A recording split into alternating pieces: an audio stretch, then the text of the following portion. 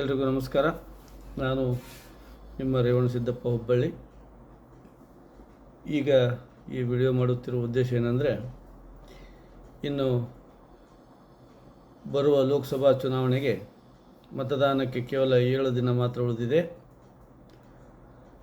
ಈ ಸಂದರ್ಭದಲ್ಲಿ ಕರ್ನಾಟಕದ ರಾಜಕೀಯದಲ್ಲಿ ಅಲ್ಲೋಲ ಕಲ್ಲೋಲ ಎಬ್ಬಿಸಿರುವ ಹಾಸನದ ಪೆನ್ ಡ್ರೈವ್, ಒಂದು ಪೆನ್ ಡ್ರೈವ್ ಅಲ್ಲ, ಒಂದೇ ಒಂದು ಪೆನ್ ಡ್ರೈವ್ನಲ್ಲಿ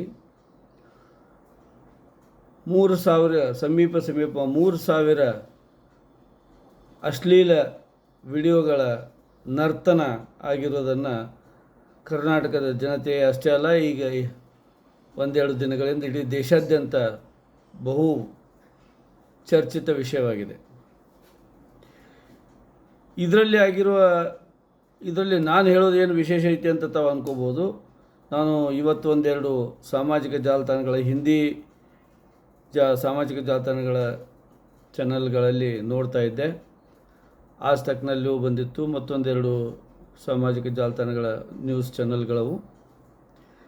ಅದರಲ್ಲಿ ನಾನು ಕೇಳಿದ್ದೇನಪ್ಪ ಅಂತಂದರೆ, ಪ್ರಜ್ವಲ್ ರೇವಣ್ಣ, ಹಾಲಿ ಹಾಸನದ ಸಂಸದ ದೇವೇಗೌಡರ ಮೊಮ್ಮಗ, HD ರೇವಣ್ಣವರ ಕುಲಪುತ್ರ, ತನ್ನ ಮನೆ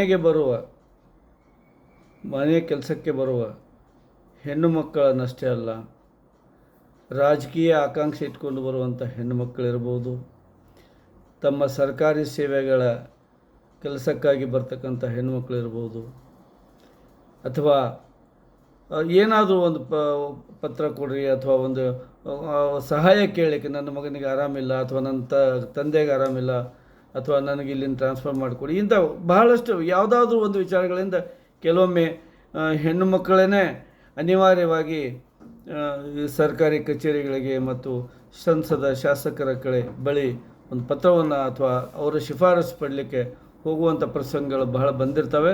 ಅಂಥ ಪ್ರಸಂಗಕ್ಕೆ ಯಾರು ಬರ್ತಾರೋ ಅವ್ರನ್ನೆಲ್ಲರನ್ನೂ ಈ ಮನುಷ್ಯ ಬಳಸ್ಕೊಂಡಿದ್ದಾನೆ. ಅಷ್ಟೇ ಅಲ್ಲ, ಜಿಲ್ಲೆಯಾದ್ಯಂತ ಕೆಲಸ ಮಾಡ್ತಕ್ಕಂಥ ಸರ್ಕಾರಿ ಇರ್ಬೋದು, ಅರೆ ಸರ್ಕಾರಿ ಇರ್ಬೋದು, ಯಾವ ಹೆಣ್ಮಕ್ಳು ಸಿಗ್ತಾರೋ ಎಲ್ಲರನ್ನೂ ಈ ಮನುಷ್ಯ ತನ್ನ ಕಾಮತೃಷ್ಯೆಗೆ ಬಳಸ್ಕೊಂಡಿದ್ದಾನೆ ಅಂತ ಕೇಳ್ತಾ ಇದ್ದರೆ ಬಹಳ ಮೈ ಉರಿದು ಬರ್ತದೆ. ಇನ್ನೊಂದು ವಿಚಿತ್ರವಾದಂಥ ನಾನು ಒಂದು ವಿಷಯವನ್ನು ಈಗ ಹಿಂದಿ ಚಾನಲ್ಗಳಲ್ಲಿ ಕೇಳ್ಪಟ್ಟೆ. ಅದೇನಪ್ಪ ಅಂದರೆ, ಒಬ್ಬ 63 ವರ್ಷದ ಹೆಣ್ಣು ಮಗಳು, ಹೆಚ್ಚು ಕಡಿಮೆ ಇವನಿಗೆ ಅಜ್ಜಿ ವಯಸ್ಸಿನವಳು, ಅವಳು ಇವರು ಮನೆ ಕೆಲಸ ಮಾಡಿಕೊಂಡು ಇದ್ದು ಎಷ್ಟೋ ವರ್ಷ ಆಗಿದೆ. ಅವಳನ್ನು ಈ ಕಾಮ ಏನು ಹೇಳಬೇಕಂತ ಗೊತ್ತಾಗ್ತಿದ್ದ ಕಾಮುಕ ರಾಕ್ಷಸ ಅವಳನ್ನು ಬಿಟ್ಟಿಲ್ಲ ಈ ಮನುಷ್ಯ. ಅವಳು ಹೇಳಿದಂತೆ, ಯಪ್ಪ, ನಾನು ನಿನ್ನ ತಾತನಿಗೆ ಊಟ ಮಾಡಿಸಿದ್ದೀನಿ, ನಿನ್ನ ತಂದೆಯನ್ನು ಎತ್ತಿ ಆಡಿಸಿದ್ದೀನಿ, ಊಟ ಮಾಡಿಸಿದ್ದೀನಿ, ನೀನು ನನ್ನನ್ನು ಬಿಡ್ತಾ ಇಲ್ಲಲ್ಲೋ ಅಂದ್ರೂ ಕೇಳಲಿಲ್ಲ ಅಂತೆ ಈ ಮನುಷ್ಯ. ಅವಳ ಮೇಲೆ ಕೂಡ ತನ್ನ ಕಾಮತೃಷಿಯನ್ನು ತೀರಿಸ್ಕೊಂಡಿದ್ದಾನೆ ಅಂತಂದರೆ ಇವರು ಎಷ್ಟು ನೀಚರಿರಬೇಕು.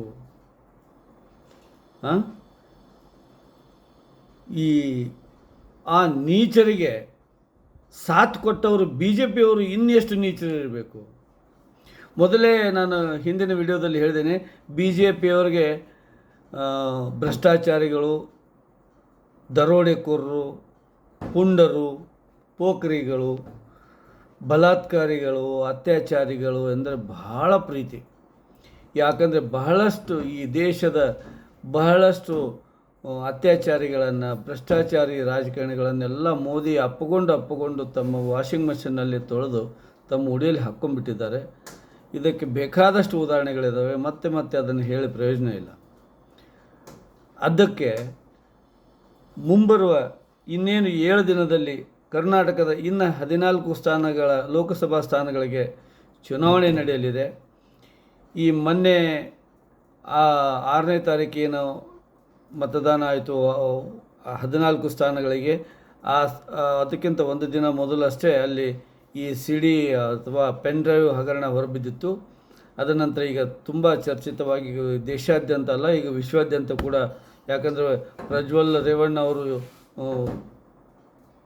ಜರ್ಮನಿಗೆ ಹೋಗಿರೋದ್ರಿಂದ ಇದು ಅಂತಾರಾಷ್ಟ್ರೀಯ ಸುದ್ದಿ ಕೂಡ ಆಗಿ ಹೊರಹೊಮ್ಮಿದೆ. ಅದಕ್ಕೆ ಇನ್ನೇನು 7 ದಿನದಲ್ಲಿ ಕರ್ನಾಟಕದಲ್ಲಿ 2ನೇ ಹಂತದ ಲೋಕಸಭಾ ಚುನಾವಣೆಗೆ ಮತದಾನ ನಡೆಯಲಿದೆ.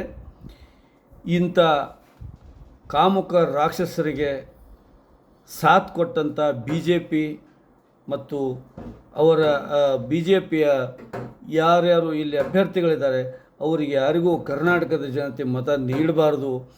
ನೀವು ಬಿ ಜೆ ಪಿಗೆ ಮತ ನೀಡಿದರೆ ಮೋದಿಜಿಗೆ ಮತ ನೀಡಿದಂಗೆ, ಮೋದಿಜಿಗೆ ಮತ ನೀಡಿದರೆ ಭ್ರಷ್ಟಾಚಾರಿಗಳಿಗೆ, ಅತ್ಯಾಚಾರಿಗಳಿಗೆ ಮತ ನೀಡಿದಂಗೆ ಅನ್ನೋದನ್ನು ಇವರು ಸಾಬೀತುಪಡಿಸಿದ್ದಾರೆ ಈಗಾಗಲೇ. ಆದ್ದರಿಂದ ದಯವಿಟ್ಟು ಬಿ ಜೆ ಪಿಯ ಯಾವುದೇ ಅಭ್ಯರ್ಥಿಗಳಿಗೆ ಮತದಾನ ಮಾಡಬೇಡ್ರಿ. ಈ ಮೂಲಕ ನಮ್ಮ ಸಂಸತ್ನಲ್ಲಿ ಶುದ್ಧ ಹಸ್ತರು, ಪ್ರಾಮಾಣಿಕರು ಪ್ರವೇಶಿಸುವಂಥ ಒಂದು ವಾತಾವರಣವನ್ನು ನಾವು ಕರ್ನಾಟಕದ ಜನತೆ 7ನೇ ತಾರೀಕಿಗೆ ಮತದಾನ ಮಾಡುವ ಮೂಲಕ ನಾವು ಇದನ್ನು ತೋರಿಸ್ಕೊಡ್ತೇವೆ ಅನ್ನೋ ವಿಶ್ವಾಸ ನನ್ನಲ್ಲಿದೆ. ದಯವಿಟ್ಟು ಈ ವಿಡಿಯೋವನ್ನು ಹೆಚ್ಚು ಹೆಚ್ಚು ಜನರಿಗೆ ಶೇರ್ ಮಾಡಿ. ಪ್ರತಿ ಮನೆಗೂ ಈ ನನ್ನ ಸಂದೇಶ ತಲುಪಬೇಕು. ಎಲ್ಲರೂ ಈ ಬಿ ಜೆ ಪಿ ಮತ್ತು ಜೆ ಡಿ ಎಸ್ನ ಏನೋ ಒಂದು ಮೈತ್ರಿ ಇದೆ, ಭ್ರಷ್ಟಾಚಾರ ಮತ್ತು ಏನು ಅತ್ಯಾಚಾರ, ಮಹಿಳೆಯರ ಬಗ್ಗೆ ಇವ್ರಿಗೆ ಎಷ್ಟು ಗೌರವ. ನಿನ್ನೆ ಒಂದು ಕಡೆ ಅಮಿತ್ ಶಾ ಅವರು ಅಹಮದಾಬಾದ್ನಲ್ಲೋ ಎಲ್ಲೋ ನಾವು ಮಹಿಳೆಯರಿಗೆ ಬಹಳ ಗೌರವ ಕೊಡ್ತೀವಿ ಅಂತ ಹೇಳಿದ್ದಾರೆ. ಇವರು ಎಷ್ಟು ಗೌರವ ಕೊಟ್ಟಿದ್ದಾರೆ ಅದಕ್ಕೆ ಬಹಳಷ್ಟು ಸಾಕ್ಷಿಗಳಿದ್ದಾವೆ. ಇವ್ರದ್ದೇ ಬಿ ಜೆ ಪಿಯ ಉತ್ತರ ಪ್ರದೇಶದ ಸಾಂಸದ ಕುಲ್ದೀಪ್ ಸೆಂಗರ್ ಇರ್ಬೋದು, ಬ್ರಿಜ್ ಭೂಷಣ್ ಶರಣ್ ಸಿಂಗ್ ಇರ್ಬೋದು, ಇವರೆಲ್ಲ ಮಹಿಳೆಯರಿಗೆ ಏನು ಮಾಡಿದ್ದಾರೆ, ಇವರು ಎಷ್ಟು ಅತ್ಯಾಚಾರ ಮಾಡಿದ್ದಾರೆ, ಎಷ್ಟು ಅನ್ಯಾಯ ಮಾಡಿದ್ದಾರೆ ಅಂತ ಇಡೀ ಜಗತ್ತು ಜಾಹೀರಾಗಿದೆ. ಅದಕ್ಕೆ ಇವರ ಸುಳ್ಳು ಮಾತುಗಳಿಗೆ ಮತ್ತು ಢೋಂಗಿ ಮಾತುಗಳಿಗೆ ನಂಬಿ ಮೋಸ ಹೋಗದಿರಿ. ದಯವಿಟ್ಟು ಬಿ ಜೆ ಪಿಗೆ ಈ ಬಾರಿ ಲೋಕಸಭೆಯಿಂದ ಹೊರಗೆ ಹಾಕುವಲ್ಲಿ ನೀವೆಲ್ಲ ಶ್ರಮ ಪಡ್ತೀರಿ ಅಂಥೇಳಿ ನಾನು ತಮ್ಮ ಮೇಲೆ ನಂಬಿಕೆ ಇಟ್ಟು ಈ ವಿಡಿಯೋವನ್ನು ಹೆಚ್ಚು ಜನರಿಗೆ ತಲುಪುವಂತೆ ಶೇರ್ ಮಾಡಬೇಕಂತೇಳಿ ತಮ್ಮಲ್ಲಿ ವಿನಂತಿ ಮಾಡ್ತಾ ಇದ್ದೇನೆ. ನಮಸ್ಕಾರ.